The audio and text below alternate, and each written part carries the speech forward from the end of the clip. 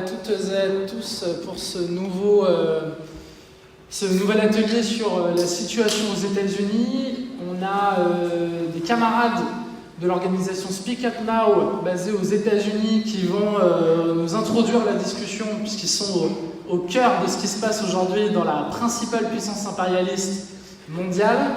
On va donc les écouter, on pourra avoir un échange à la fin pour discuter. Ils vont aborder tout un tas de choses, de Kamala Harris à Trump, en passant par les grèves qui ont émaillé le pays ces derniers mois et qui ont fait tendance, en tout cas pour celles et ceux qui s'intéressent à la classe ouvrière. Sans plus tarder, je vais laisser la parole à Karl, qui va introduire sur la situation.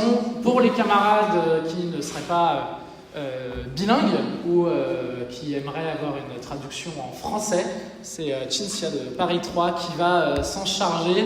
Je vais donc lui donner le micro et voilà, on est parti pour la présentation. So you can begin. Okay. Hi, comrades. It's good to be able to speak at this meeting. My name is Kyle. I'm an activist in Speak Out Now. I live in the San Francisco Bay Area of California.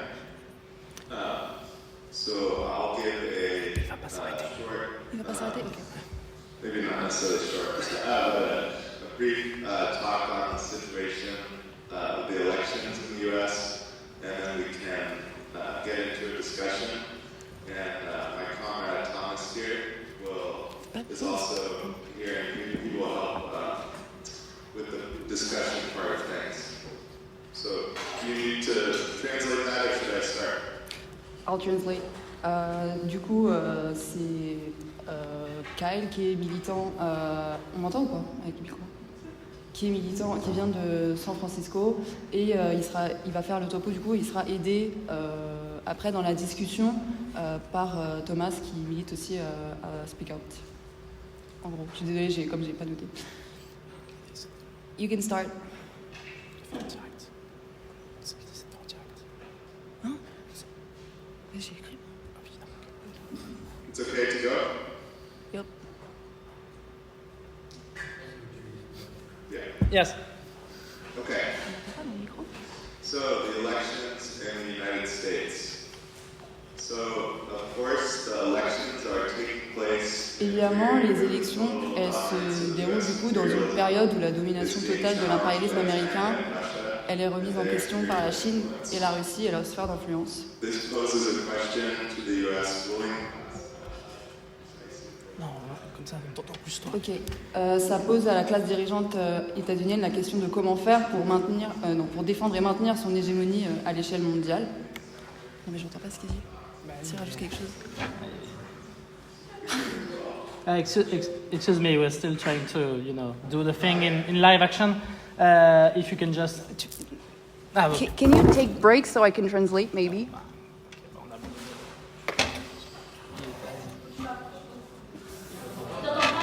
Avec le...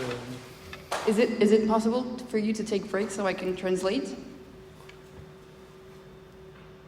So, do you want me to talk and then pause for the translation, or they're going to read it at the same time? I'd rather you pause for me to translate.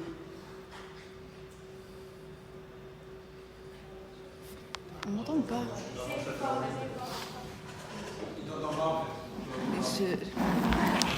comprends pas où je dois parler ici. Mais non, il faut que tu lui parles quand même. Can you hear me? Yes. Okay, yeah, I'd rather you take breaks so I can translate in between. Okay. I'll take breaks. Thank you. No problem. Okay. Do you want me to start from the beginning or just continue? Maybe start over, yeah. Okay, so the elections in the United States.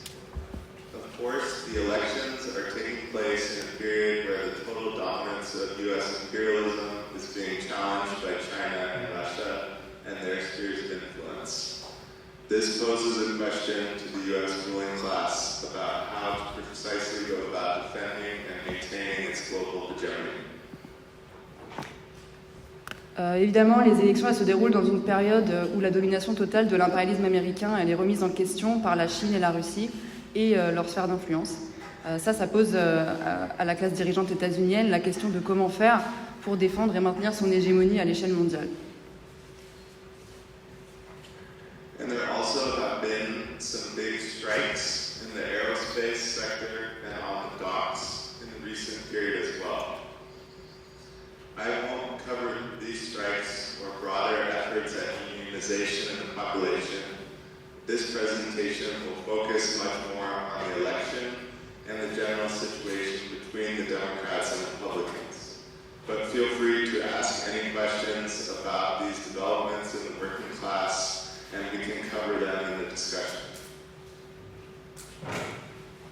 Il y a aussi eu du coup des grèves massives dans le secteur de l'aérospatial et dans les ports, mais du coup l'exposé va plutôt se concentrer sur les élections, mais n'hésitez pas à poser des questions dans le temps de discussion après derrière.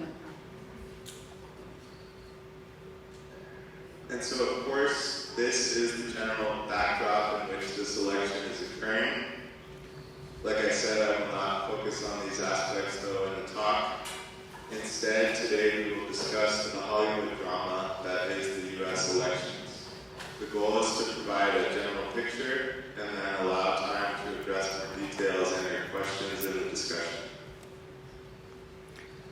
Du coup, c'est la toile de fond sur laquelle cette élection elle se déroule, mais je ne me focaliserai pas du coup sur cet aspect pour cet exposé. À la place aujourd'hui, on va parler de l'aspect hollywoodien que prennent en fait les élections américaines. L'objectif, c'est d'en donner une vue d'ensemble de la situation, quoi, et ensuite de se laisser du temps pour en discuter plus en détail et répondre à vos questions à la discussion. So we'll start with Harris and the Democrats. So on July 21st, Biden dropped out of the race for re-election and proposed Vice President Kamala Harris to take his place. What was the situation that led to this decision?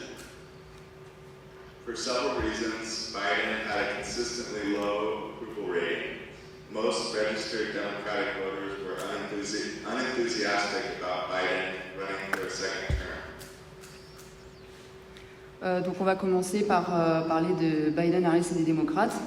Le 21 juillet, Biden il s'est retiré de la course pour la réélection et il a proposé la vice-présidente Kamala Harris pour le remplacer. Quelle était la situation qui a mené à cette décision? Pour plusieurs raisons, Biden il était constamment bas dans les sondages. La plupart des électeurs démocrates enregistrés n'étaient pas enthousiastes à l'idée que les électeurs démocrates inscrits n'étaient pas enthousiastes à l'idée que Biden se présente pour un deuxième mandat. This disappointment stemmed from a few things. Biden promised a lot when he ran against Trump back in 2020, but his administration delivered very little. And for the most part, people's lives have not improved in the working class and for society in general. The Biden administration tried to paint a rosy picture of the economy, bragging about low unemployment and bringing down the rate of inflation. But the picture they painted didn't match the lives and realities of most working people. Cette déception, elle découle de plusieurs choses. Biden, il a promis beaucoup de choses quand il s'est présenté face à Trump en 2020, mais en fait, sous son mandat, peu de ses promesses ont été tenues. Et pour l'essentiel, la vie des gens, elle ne s'est pas du tout améliorée dans la classe travailleuse, ni dans la société de manière générale. L'administration Biden, elle a tenté d'embellir la réalité de la situation économique en se vantant du bas taux de chômage et en baissant le taux d'inflation. Mais l'image qu'ils ont dépeinte, elle ne correspondait pas à la réalité de la vie de la plupart des travailleuses et des travailleurs. In reality, the Biden years have been one of record profits for the biggest U.S. corporations, coupled with increased debt for working people and an increase in cuts to vital social services. There were wage increases in some sectors under Biden, mainly among the lowest paid workers, because many states in the U.S. passed laws that increased the minimum wage. But that meant they went from poverty wages to slightly less poverty wages. And even with these wage increases, most workers did not see their purchasing power increase because of inflation. En réalité, les alliés Biden, elles ont été celles de profits records pour les plus grosses entreprises américaines, associées en parallèle avec une dette accrue pour les travailleurs et de plus en plus de coupes budgétaires dans les services sociaux indispensables. Il y a eu des augmentations de salaire dans certains secteurs, en majorité parmi les travailleurs les moins bien rémunérés, parce que de nombreux États ont passé des lois pour augmenter le salaire minimum, mais ils sont passés en gros de salaires de misère à des salaires un peu moins miséreux. In 2022, the inflation rate was at a 40-year high of 9.1%. It came down to 3.4% by April of this year. But as we know, for workers, the main issue is not the inflation rate, but the actual prices of basic necessities. For example, since 2019, housing costs have increased about 54%, energy costs about 61%, food costs about 25%, and health insurance about 22%. J'ai oublié un bout de l'air, pardon. Donc, même avec ces augmentations de salaire, la plupart des travailleurs, ils n'ont pas pour autant vu leur pouvoir d'achat augmenter à cause de l'inflation.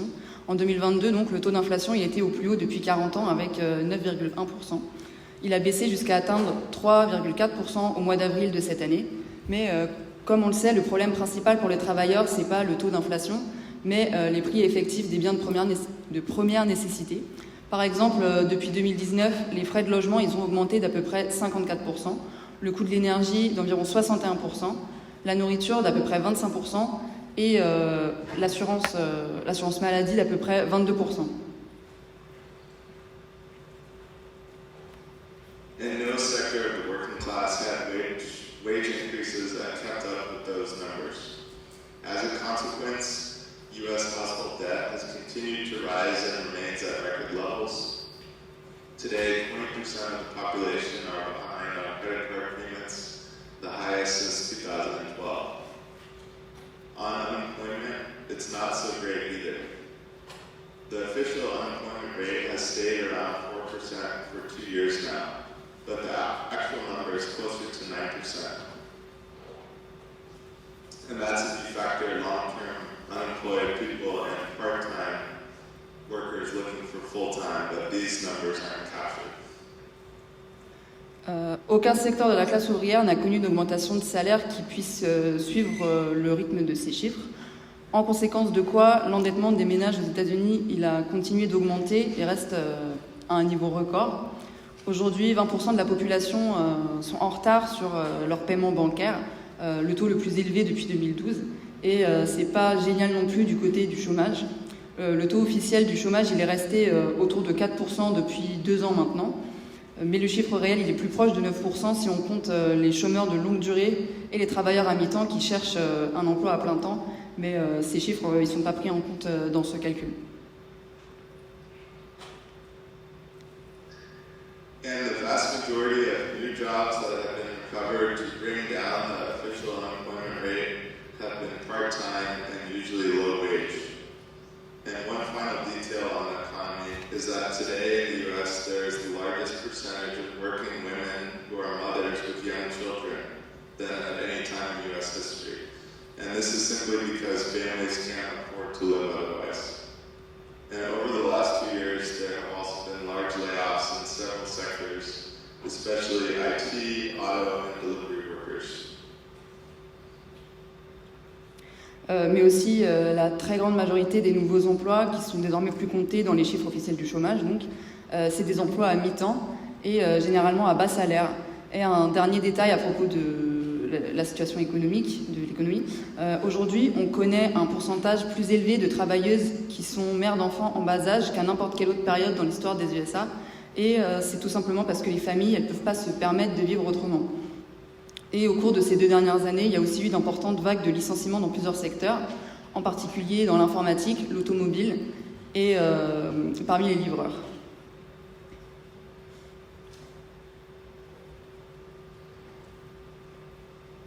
At the same time, there have been major cuts to social services under Biden, to child care, food assistance, and education, including many layoffs of public school teachers.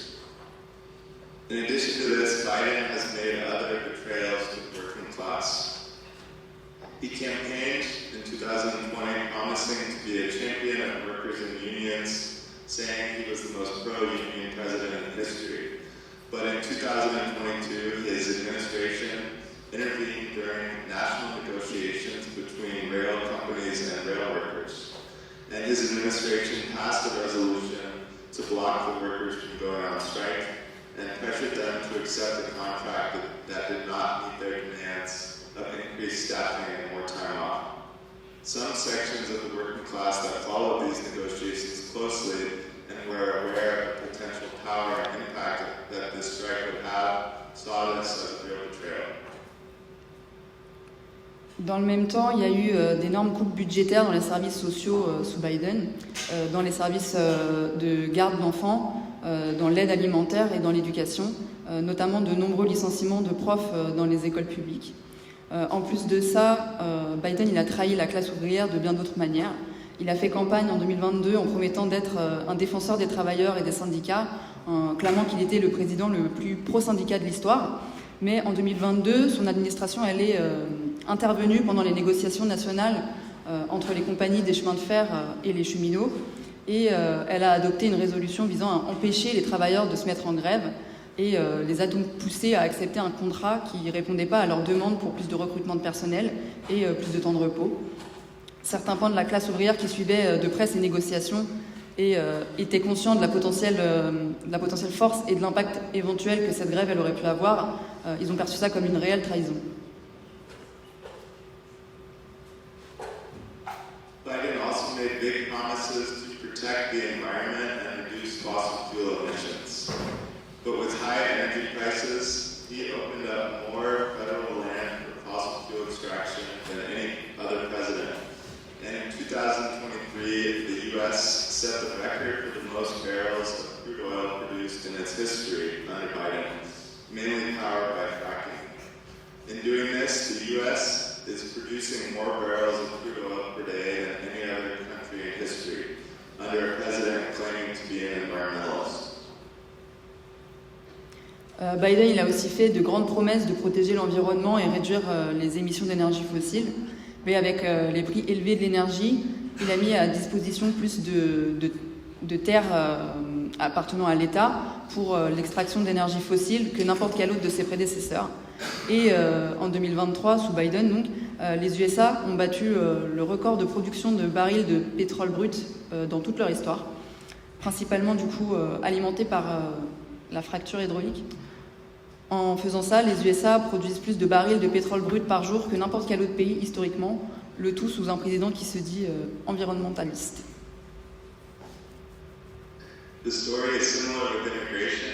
Biden promised to be a defender of immigrant rights, but in the end, his administration has increased the militarization at the border, has made record numbers of arrests of immigrants, record deportations of migrants, and set a record for number of denials of refugees seeking asylum in the U.S. On this front, Biden's immigration policies became practically the same as the Republicans under Trump. L'histoire c'est presque la même concernant l'immigration. Il avait promis de se poser comme défenseur des droits des immigrés, mais au final son administration elle a augmenté la militarisation à la frontière et elle a réalisé un nombre d'arrestations et de déportations de migrants record et battu le record de refus de demande d'asile. Sur ce plan-là, la politique migratoire de Biden, elle est devenue pratiquement la même que celle des républicains sous Trump.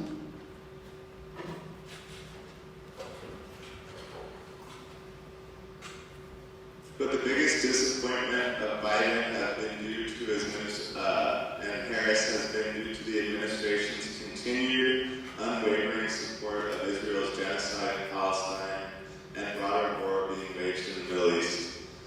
Biden and Harris continue to offer occasional words of sympathy for the deaths of Palestinians or civilians in Lebanon, even as their administration continues to provide the very weapons that Israel needs to carry out this war on multiple fronts.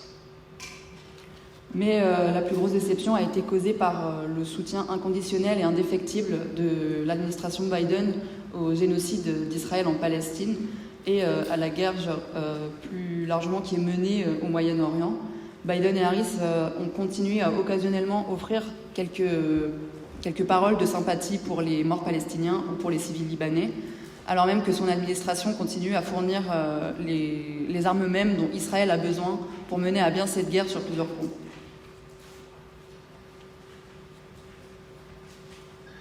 The support of Israel's very public massacre of Palestinians and war in the Middle East turned many voters against the Democrats. During the primary election, this is when candidates normally compete to be the official nominee of the party. In several states, people in support of Palestine organized a write-in candidate, writing the word uncommitted. This was a form of protest to tell the Democrats they will not vote for them if they don't change their policy towards Gaza. In total, the number of uncommitted voters is around 750,000. Le soutien au massacre mené par Israël sur les Palestiniens aux yeux de tous et la guerre au Moyen-Orient ont retourné du coup beaucoup d'électeurs contre les démocrates. Pendant les primaires, c'est-à-dire quand les candidats font campagne pour représenter leur parti, des gens ont organisé dans plusieurs États, en soutien du coup à la Palestine, le vote pour un candidat non inscrit en écrivant sur leur bulletin non engagé. C'était une façon de protester pour dire aux démocrates qu'ils ne voteraient pas pour eux s'ils ne changent pas leur politique vis-à-vis de Gaza. Au total, le nombre d'électeurs indécis qui n'ont pas encore choisi pour quelqu'un voter, il est aujourd'hui d'à peu près 750 000, voire plus. If the Democrats could get a ceasefire or even something they could paint as a ceasefire resolution before the election, maybe they could win back some of these votes, but this seems unlikely at this point. In addition to all of these betrayals, Biden's mental and physical health were showing clear decline. He would regularly get confused and forgetful while speaking at press conferences.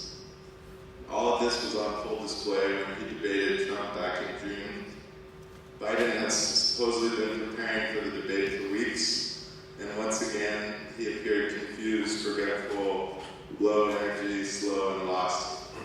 He could not keep up with Trump and his lies. Si les démocrates pouvaient obtenir un cessez-le-feu ou quelque chose qui pourrait faire passer pour un cessez-le-feu avant l'élection, ça pourrait leur faire regagner une partie de ses votes, mais jusque-là, ça paraît peu probable. En plus de toutes ces trahisons, la santé physique et mentale de Biden montrait un net déclin. Il se retrouvait régulièrement confus et présentait des signes de perte de mémoire pendant des conférences de presse. Et tout ça s'est montré aux yeux de tous quand il a débattu contre Trump au mois de juin. Il avait supposément préparé le débat pendant des semaines et encore une fois, il est apparu confus, étourdi, fatigué, lent et perdu. Il n'arrivait juste pas à suivre Trump et ses mensonges. Après le débat, on avait l'impression qu'il y avait peu ou pas de chance que Biden puisse gagner. Et sa cote de popularité, elle est tombée encore plus bas après le débat, qui a d'ailleurs été suivie par des appels à ce que Biden se retire de la course pendant des semaines encore après. Les dons à sa campagne ont commencé à ralentir, particulièrement les grands donateurs très importants. Quelques semaines après, il s'est retiré et il a nommé Kamala Harris.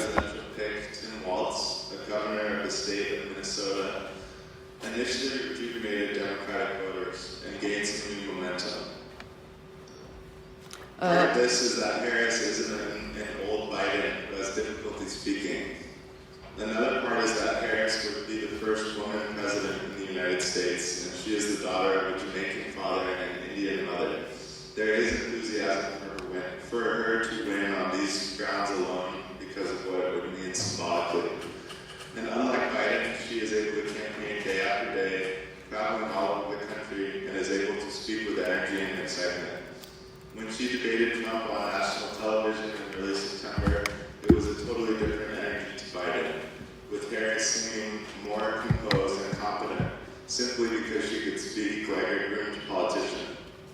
The general consensus was that she won that debate, which helped boost some excitement. Qu'est-ce qui s'est passé depuis ? En bref, la nomination de Kamala Harris et du même coup, son choix pour vice-président de Tim Walz, gouverneur de l'État du Minnesota, a au départ régénéré l'électorat démocrate et leur a donné un nouvel élan. C'est en partie dû au fait que Kamala Harris soit beaucoup plus jeune que Biden et qu'elle présente donc pas de problème à s'exprimer ou qu'elle n'a pas de trou de mémoire. Une autre raison, c'est que Harris serait la première femme présidente. Qui plus est, elle est d'ascendance jamaïcaine par son père et indienne par sa mère. Donc les électeurs sont enthousiastes à l'idée de sa victoire pour ses raisons en elle-même et pour ce que ça voudrait dire symboliquement. Et contrairement à Biden, elle est en capacité de faire campagne jour après jour en voyageant à travers tout le pays et elle peut tenir des discours pleins d'énergie et d'entrain. Quand elle a débattu avec Trump à la télé nationale début septembre, c'était une toute autre histoire, une toute autre énergie qu'avec Biden, puisqu'elle est apparue bien plus calme et compétente, tout simplement parce qu'elle arrivait à parler comme le ferait une vraie politicienne, bien préparée et bien soignée. L'avis général a été qu'elle avait gagné le débat, ce qui a aidé à leur redonner un coup de boost, quoi. For Vice President Tim Walz was not well known nationally, but he also has a good profile and is generally likable. He's a former public school teacher and football coach from a small rural town. He served 24 years in the National Guard. He's been selected to try and win over some of Trump's more moderate supporters and undecided independent voters. And so in putting forward Harris and Walz, the Democrats have divided their chances of winning compared to Biden. Their convention was a huge celebration watched by many people with big-name speakers, and was able to seem like an exciting contrast to the Republicans. There were some pro-Gaza protests outside of the convention with small confrontations with the police, but these were small protests, a few thousand at most, certainly not the tens of thousands they had hoped. Son vice-président, Tim Walz, il n'était pas très connu à l'échelle nationale, mais il a aussi un bon CV et de manière générale assez sympathique. C'est un ancien prof en lycée public et coach de football américain qui vient d'une petite ville de campagne et il a servi dans la garde nationale pendant 24 ans. Il a été choisi dans le but de gagner des voix parmi les soutiens plus modérés de Trump et les électeurs indépendants indécis. Et donc, en présentant Harris et Walz, les démocrates, ils ont ravivé leurs chances de victoire. Leur convention a été une grande fête que beaucoup de gens ont regardée avec des invités connus et ils ont réussi à donner d'eux-mêmes une image bien plus sympa par rapport aux républicains. Il y avait des manifestations pro-Gaza du coup devant la convention et quelques petites confrontations avec la police, mais c'était des petites manifs avec au plus quelques milliers de gens et certainement pas les dizaines de milliers qu'ils espéraient voir. And for the most part, the Democrats totally ignored them and denied any Palestinians from speaking at the convention. Democrats are trying to paint themselves as the party of sanity and inclusivity, promising something for everyone, even if it means being contradictory. They promise to defend immigrants, yet also secure borders. They promise to defend Israel, yet also grant Palestinians the right of self-determination. They want tax breaks for the middle class and also prosperity for corporations.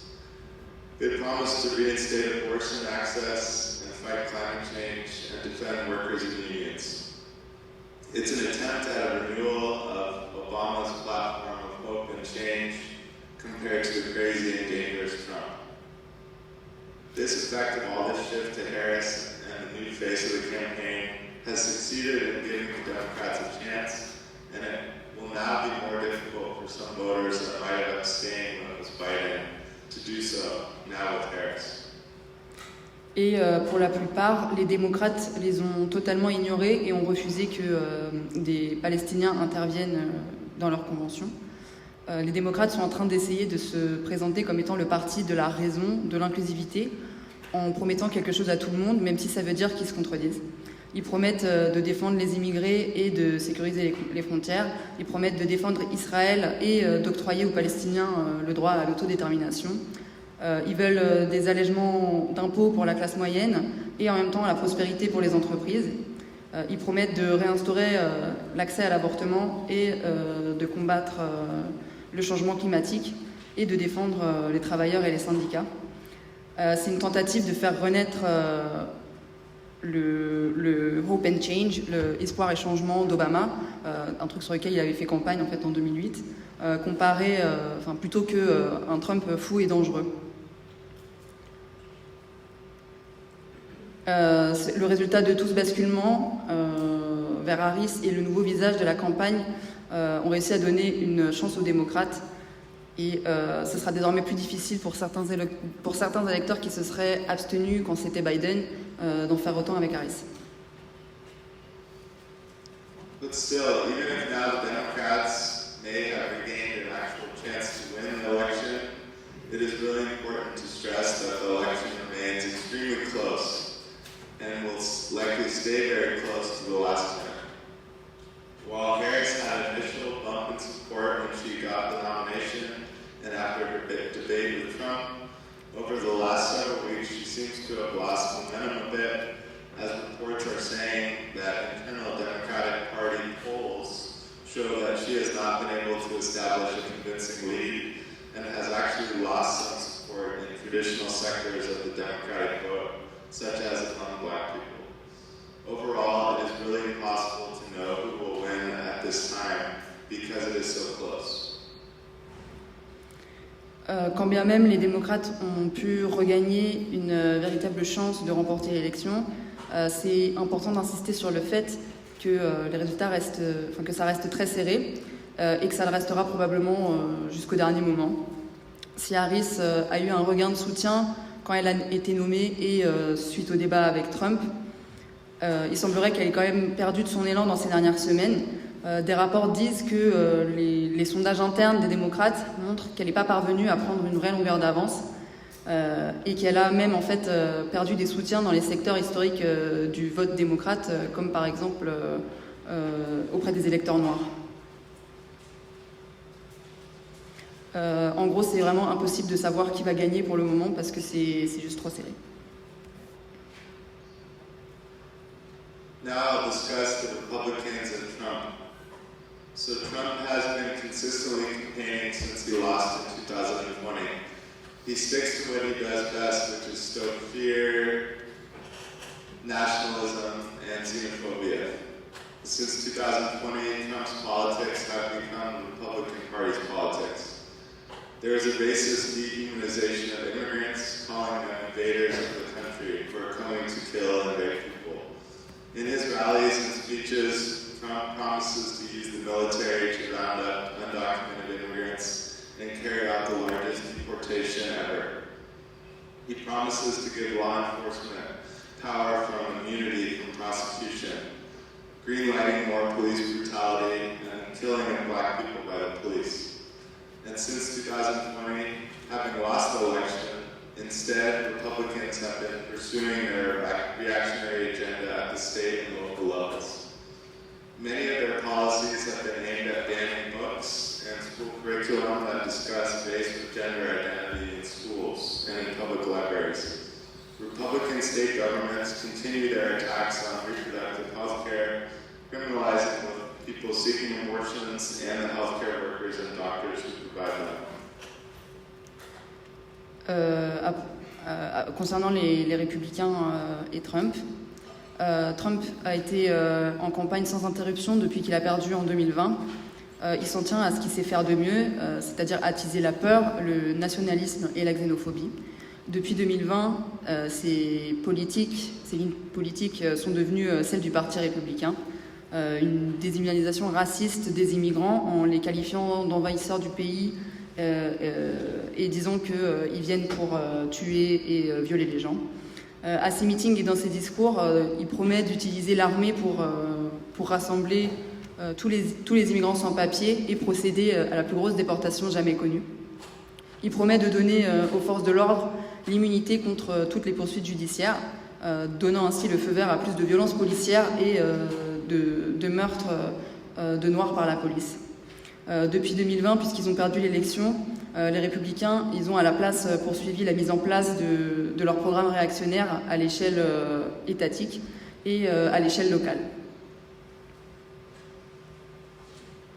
Trump promises to extend all of these attacks to the federal level. There's clearly a firm base of support that backs all of these policies, from traditional Republicans to evangelicals to Christian and right-wing nationalists. The Republicans have succeeded in building up a growing base of support in a mixed layer of the population.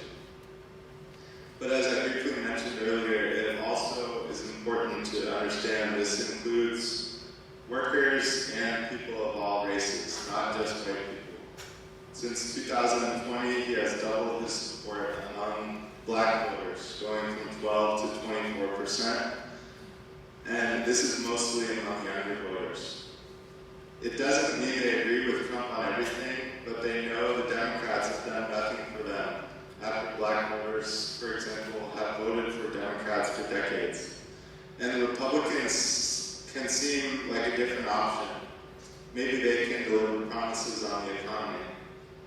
And some are taken by the Republicans' anti-immigrant propaganda as an explanation for economic and social problems that contribute to their own social position. J'ai encore oublié une partie, pardon. Une grande partie de leur politique, elle a visé à l'interdiction de livres et de manuels scolaires qui parlent de race ou d'identité de genre à l'école et dans les bibliothèques municipales. Les gouvernements des États républicains continuent leurs attaques envers l'accès aux soins de santé, d'accès à l'avortement, à la contraception, en criminalisant à la fois les gens qui cherchent à avorter et les soignants et médecins qui les pratiquent. Trump il promet de porter ses attaques au niveau fédéral. Il y a une base de soutien stable qui soutient cette politique, à savoir les républicains de longue date, les évangélistes, les chrétiens et les nationalistes d'extrême droite. Les républicains, ils ont réussi à se créer une base de soutien grandissante dans une strate variée de la population. Mais comme j'ai brièvement mentionné tout à l'heure, elle inclut des travailleurs, des gens de tous horizons, de toutes races, et pas juste des blancs. Depuis 2020, son soutien dans le vote des Noirs, il a doublé, passant de 12 à 24%, surtout auprès des jeunes électeurs. Ça ne veut pas dire qu'ils sont d'accord avec tout sur Trump, surtout avec Trump, mais ils savent que les démocrates, ils n'ont rien fait pour eux après que les électeurs noirs ont voté pour eux pendant des décennies. Et les républicains apparaissent quand même comme une alternative qui pourrait peut-être changer la situation économique. Certains sont gagnés par la propagande anti-immigration qui est avancée comme étant l'explication à la situation économique et aux problèmes sociaux et qui contribuerait à leur propre statut social. Situation sociale. And in the last several years, the Democrats have used their influence in the state apparatus to initiate a series of court cases against Trump for his role in trying to overturn the last election, as well as other cases.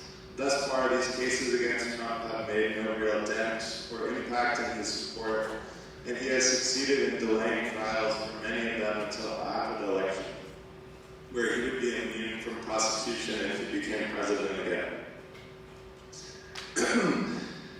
And there was also the failed assassination attempt that he survived, which only served to give him more momentum. When the Democrats switched from Biden to Harris, Trump was a bit flustered at first and was not sure exactly how to change their strategy. He was a lot more confident dealing with Biden, but now they seem to have adjusted and are back to spewing racist and sexist remarks against Harris. And he has also criticized Harris for all the promises, saying very clearly, you have been in power for nearly 4 years, you've had your chance, and you've done nothing. Why should anyone believe you now? And on this, they are not wrong. Ces dernières années, les démocrates se sont servis de leur influence dans l'appareil d'État pour lancer une série de procès contre Trump par rapport au rôle qu'il a joué dans la tentative de renverser la dernière élection, entre autres accusations. Jusqu'ici, ces affaires, elles n'ont pas réussi à faire diminuer ses soutiens, ni eu de réel impact dessus, quoi. Et Trump est parvenu à retarder la plupart de ses procès jusqu'à après les élections, quand il serait immunisé s'il redevenait président. Et la tentative d'assassinat à laquelle il a survécu n'a au final servi qu'à lui donner encore plus d'élan. Mais quand les démocrates sont passés de Biden à Harris, Trump en a été un peu troublé et il n'était pas certain quant à la bonne stratégie à adopter. Il était beaucoup plus confiant quand il s'agissait de gérer Biden. Mais maintenant, on dirait que les républicains se sont bien adaptés et ont repris leurs remarques racistes et sexistes contre Harris. Et ils la critiquent aussi par rapport à toutes ces promesses en disant vous êtes au pouvoir depuis presque 4 ans, vous avez eu votre chance et vous n'avez rien fait, pourquoi est-ce qu'on devrait vous croire? Et sur ce point, ils n'ont pas tort.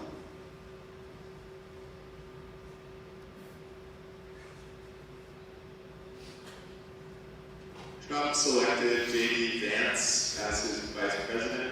He is a conservative congressman from Ohio, a crucial swing state. Vance has demonstrated himself to be firmly among the new right wing of the Republican Party, a total Trump loyalist, supporting all of Trump's 2020 election shenanigans. Trump a choisi... Many Democrats have drawn attention to a report seemingly supported by the Trump administration called Project 2025. This is a 900-page book written by the right-wing think tank called the Heritage Foundation. It is heavily funded by the right-wing billionaire Koch family, written by many people close to the previous Trump administration. It's important because it contains a list of policies and proposals to be carried out in the first 6 months of a new Trump administration. It is a clear Christian nationalist agenda and includes things like the total denial of LGBTQ rights, a federal ban on abortion, the creation of Christian schools across the country, and an attempt to strengthen the power of the presidency. Trump, il a choisi J.D. Vance pour être son vice-président. C'est un sénateur conservateur qui vient de l'Ohio, et qui est un très grand partisan de Trump. Non, attends, c'est après. Qui vient de l'Ohio, un état pivot crucial du coup dans la direction que peuvent prendre les résultats. Vance s'est montré comme étant bien à sa place dans la nouvelle aile droite du Parti républicain et comme étant un grand partisan qui lui est loyal, puisqu'il a soutenu toutes ces magouilles électorales en 2020. De nombreux démocrates ont attiré l'attention du coup sur un rapport appelé le projet 2025. C'est un rapport qui fait...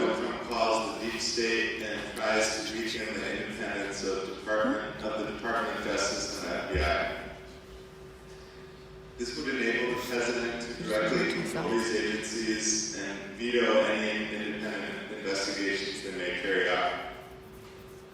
The Heritage Foundation has already been carrying out interviews to screen for people who will be Trump loyalists and go along with this agenda to serve in Trump's administration and the bureaucracy.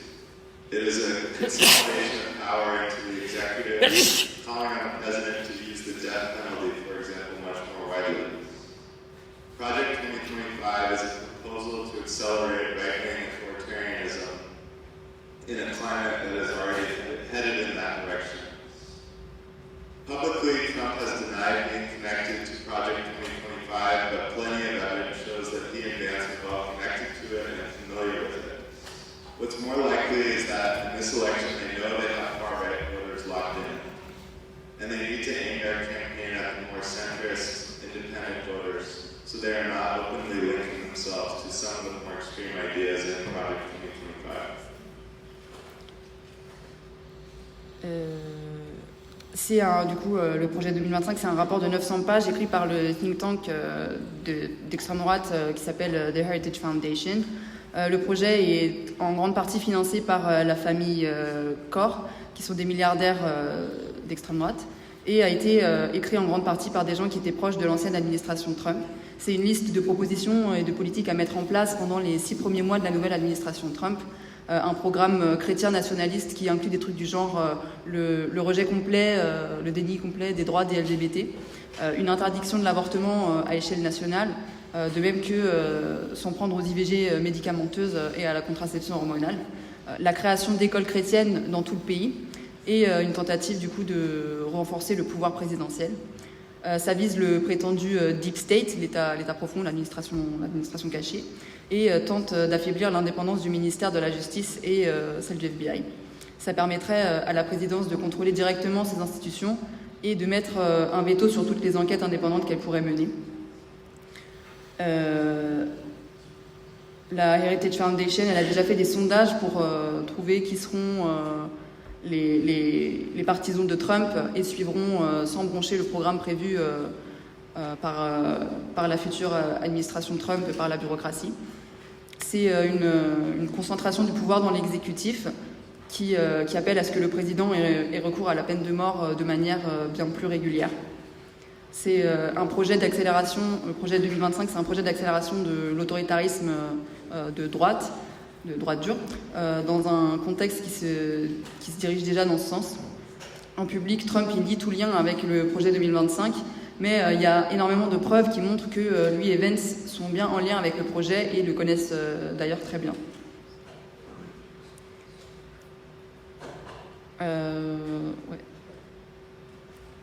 Ce qui est le plus probable, c'est qu'ils savent que les électeurs d'extrême droite sont entièrement mobilisés pour cette élection et qu'ils ont surtout besoin de faire campagne auprès des électeurs indépendants plus centristes. Donc ils ne font pas de lien direct entre eux et les idées plus extrêmes qu'on retrouve dans le projet 2025.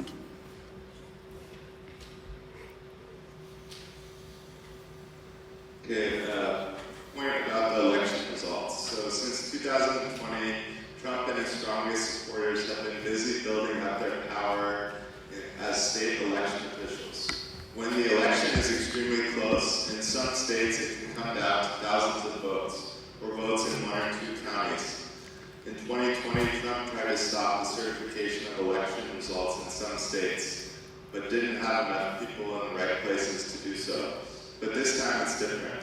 Trump supporters have gained many positions on state election boards across the country, which gives them new power.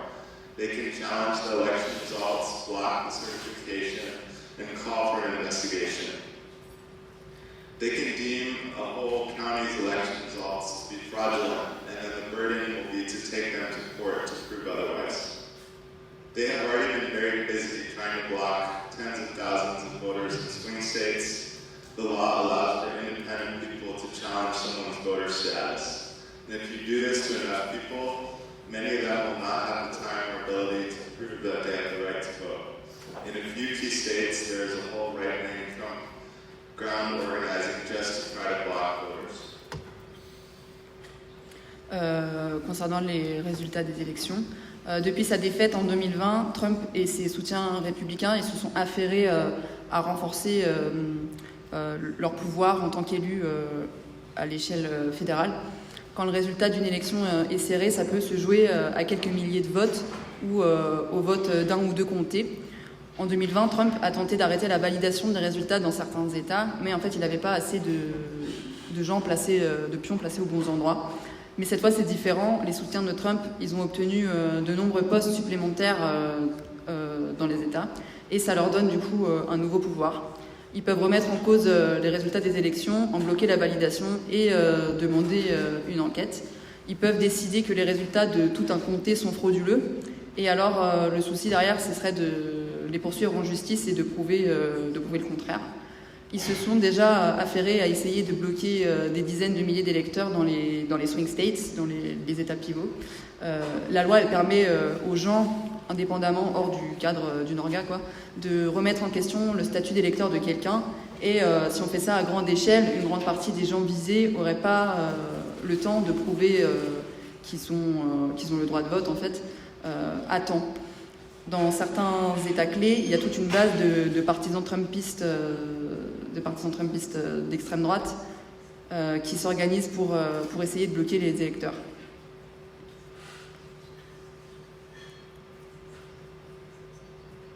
Why this is important is if the election is close, and it's very likely to be closer than in 2020, these maneuvers can block the certification of the election, and they can send everything to the courts and possibly to the Supreme Court, where there is a majority of Trump supporters on the court.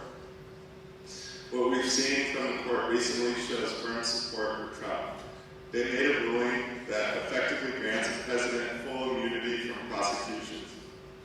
They've supported the right of law enforcement in the state of Texas to arrest and possibly deport anyone that they simply suspect of being an immigrant. This suggests Trump's promise of mass deportations may be more than just campaign rhetoric. And at the same time, there have been also many laws across the country at both the state and federal level that criminalize various forms of protests, placing large fines and jail time on both participants and organizations who participate in protests. Ce que ça signifie, c'est que si les résultats pour cette élection sont serrés, et ce sera probablement plus serré encore qu'en 2020, ces manœuvres elles pourraient empêcher la validation de l'élection et renvoyer tout ça en justice, possiblement même à la Cour suprême où une majorité des juges sont des partisans de Trump. Ce qu'on a vu de la Cour suprême ces derniers temps montre un soutien très clair à Trump. Ils ont prononcé un arrêt qui garantit au président l'immunité totale contre les poursuites judiciaires. Ils ont soutenu le droit aux forces de l'ordre au Texas d'arrêter et possiblement de déporter quiconque elles soupçonnent d'être un migrant.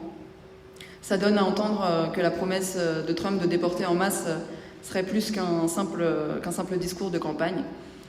Dans le même temps, beaucoup de lois qui criminalisent différentes formes de manifestations, de protestations, elles ont été passées à travers le pays, à la fois à l'échelle gouvernementale, étatique, et à celle des États fédéraux, en menaçant du coup de mettre des grosses amendes et des peines de prison pour les participants ou pour toute organisation qui prendrait part à ces manifestations.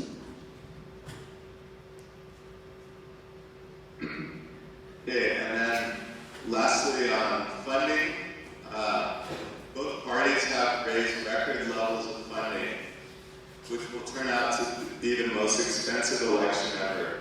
So far, there has been about $1.5 billion spent on this election. In general, there is not much change in support for each party with the big donors. But this time there is a shift, with some right-wing billionaires in the tech industry pouring in record amounts of money behind Trump, such as Elon Musk, who hope for more favorable treatment from a Trump administration with which they share some ideological agreement. But overall, the funding shows clearly that despite the events of January 6, 2021, there is no major fear of Trump among sections of the bourgeoisie.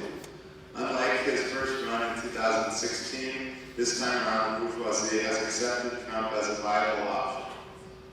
And I should just mention, there are some third-party candidates, but for the most part, they are not very visible or relevant. We will see this time if they get more votes than usual because of the disappointment in both parties.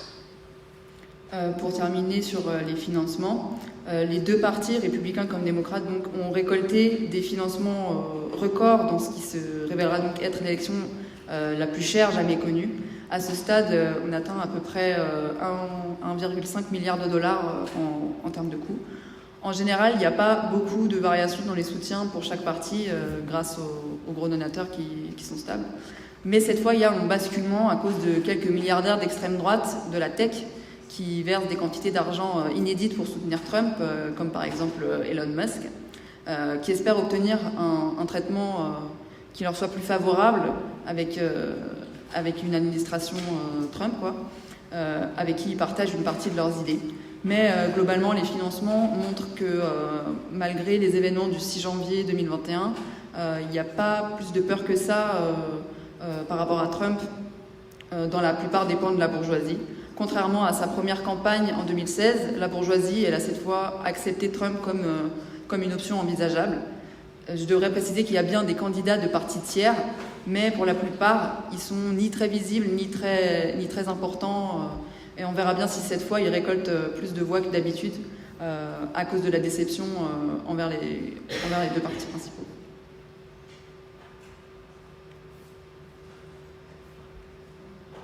Okay, so to conclude, there's a lot at stake in this election.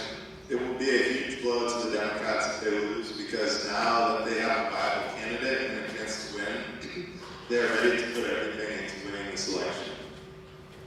The Trump victory will certainly be a major encouragement to far-right forces, and we will likely see a major acceleration of right-wing policies and a further consolidation of the power of the presidency. But the Democrats don't offer a real solution to any of this. This far-right turn may slow down a little bit if Trump loses, but it's certainly not going away and will continue with or without Trump. It has a base with roots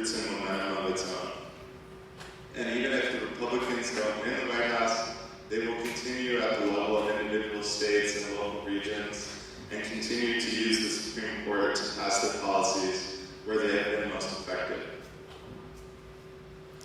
Pour conclure, il y a beaucoup qui est en jeu dans cette élection et ça serait un vrai coup dur pour les démocrates s'ils perdent parce que maintenant qu'ils ont une candidate solide et une chance de victoire, ils sont prêts à tout donner pour remporter ces élections.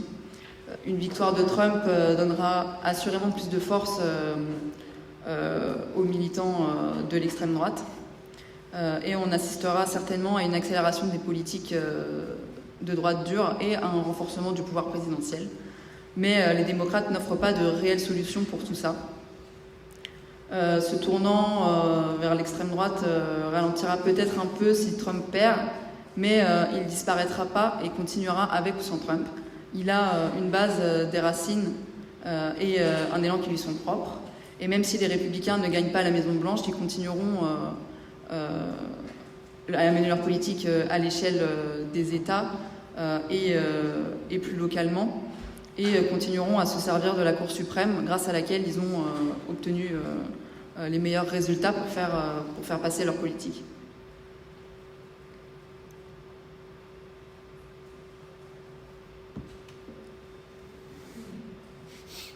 But in the end, whether Trump wins or not, this right-wing agenda is still going to be carried out by the Republicans. This will continue with or without Trump. We will also continue to see an increase in state repression and protests coming from Democrats and Republicans. What we know for sure is regardless of who wins, the polarization we see in society is going to continue. The attacks on social services and workers' standard of living will continue. Increased militarism and imperialist rivalry will continue, along with the further destruction of the environment. It won't matter what comes, the Democrats may be able to throw at people, it won't be enough. In the face of imperialism that has been exposed by Israel's genocide of Palestine and broader war in Lebanon will not be forgotten because of this election. The real direction things go will depend on whether any social movements spring up and what form they take. And so, in short, we are headed into much more politicized and volatile time in the period ahead. Thank you.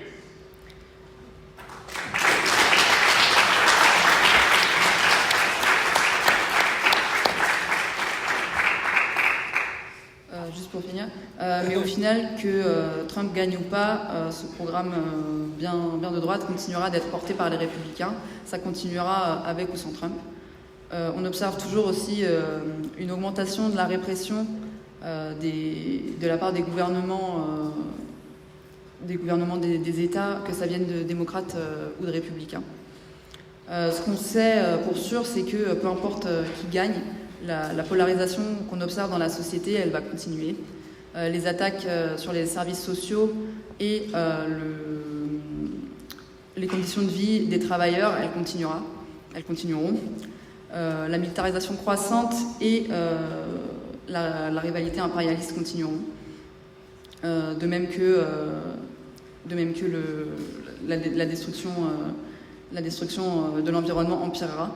Et les quelques miettes que les démocrates jetteront aux gens seront sans importance, ça ne sera pas suffisant. Le visage de l'impérialisme qui a été mis au jour par le génocide d'Israël en Palestine et la guerre qui mène plus largement au Liban ne seront pas renvoyés sous le tapis, ne seront pas oubliés juste à cause de ces élections. La vraie direction que prendront les choses dépendra de si des mouvements émergent et de quelle forme ils prennent.